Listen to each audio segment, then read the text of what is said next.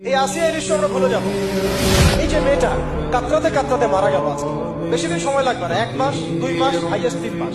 এর আগেও বহু দৃশ্য আমরা এসেছে ভুলে গেছি, একটার পর একটা এসেছে, একটার পর একটা ভুলে গেছি আমরা।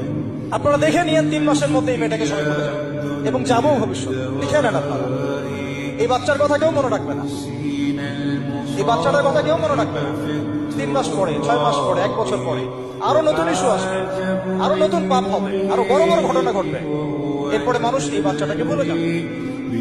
এই বাচ্চাটাকে তার মৃত্যু যন্ত্রণা বলতে পারবেন, তার সম্মানহানি বলতে পারবেন, তার পিতা মাতাকে বলতে পারবেন। এখন প্রশ্ন হচ্ছে, তার পিতাকেও যদি আমরা জিজ্ঞাসা করি, ইসলামে রেপের শাস্তি হচ্ছে মৃত্যুদণ্ড, আর ব্যভিচারের শাস্তি হচ্ছে অর্ধেক কোমর পর্যন্ত পুঁতে পাথর নিক্ষেপ করে হত্যা করা।